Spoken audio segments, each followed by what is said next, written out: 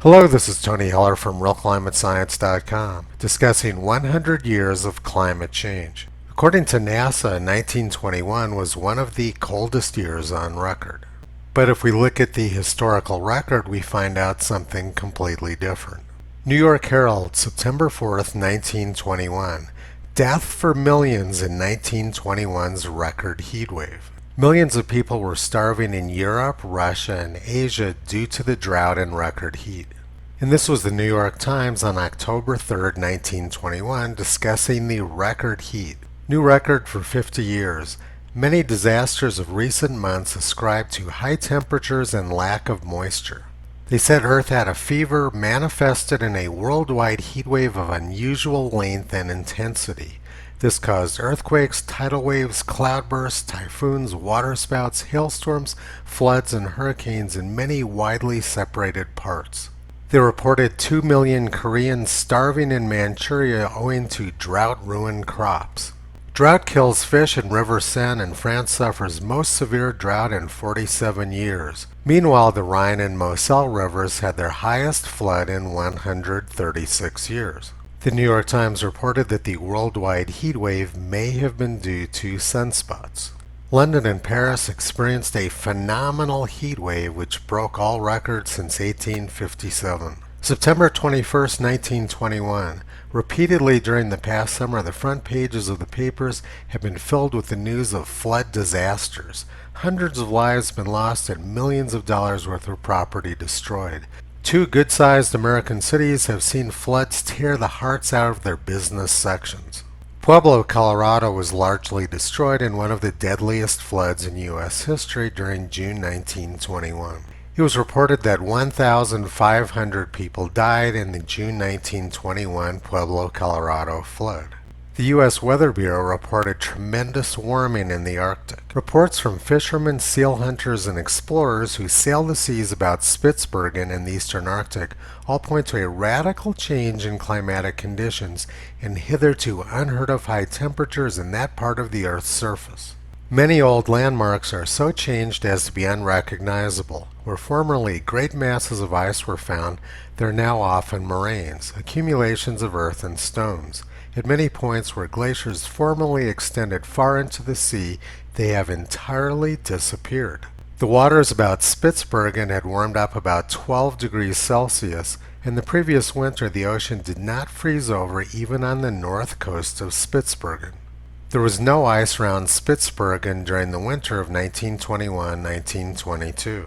But on July 4th of this year, there was very thick ice on the north coast of Spitsbergen. In January of 1922, Arctic sea ice conditions were reported by one of the leading Arctic explorers of the time, Stephenson. He said that the ice between the North Pole and Alaska was young, thin, rotten, moving ice. But now there's lots of very thick ice between the North Pole and Alaska. During August 1922, Arctic Norway experienced 6 weeks of temperatures ranging from 90 to 95 degrees Fahrenheit. And China experienced a typhoon which killed 100,000 people. In 1923, the New York Times reported on the heat in the Arctic and rapidly disappearing glaciers. And this week in 1922, the New York Times reported on 100-degree temperatures in the Alaskan Arctic. The heat in the Arctic was confirmed by numerous scientists.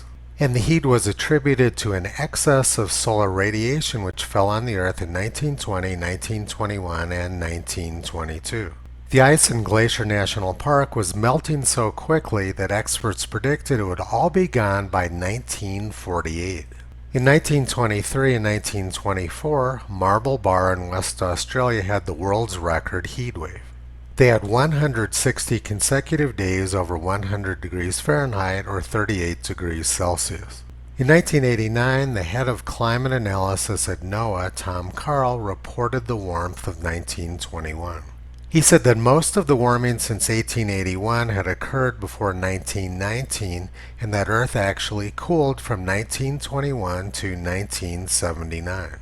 In order for this to be true, the period around 1921 had to be the warmest from 1881 to 1979.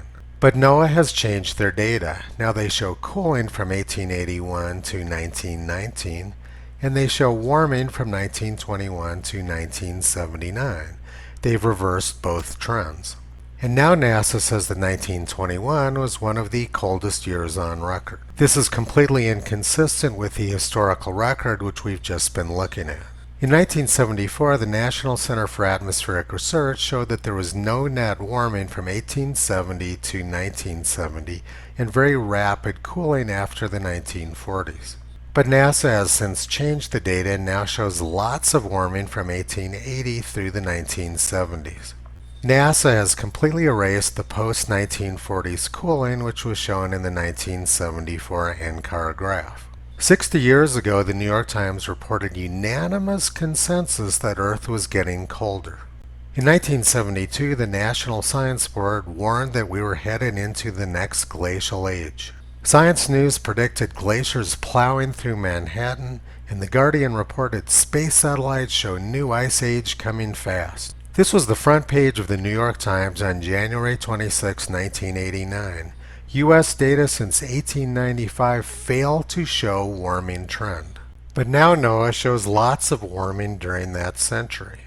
In 1999, NASA showed that 1934 was the hottest year in the United States, and 1998 was more than half a degree Celsius cooler. They showed a strong cooling trend from the 1930s through the end of the 20th century. But NASA has since altered their data and turned this strong cooling trend into a strong warming trend. 1934 is now cooler than 1998. The bottom line is that government temperature graphs have zero credibility. 1921 was a very hot year, and NASA now shows it as one of the coldest years on record. But unfortunately, government data tampering doesn't help the millions of people who suffered in 1921's record heat wave. Toto has been pulling back the curtain on this fraud for the past 13 years. You can visit him, Kyrie, and Caesar on the web at realclimatescience.com.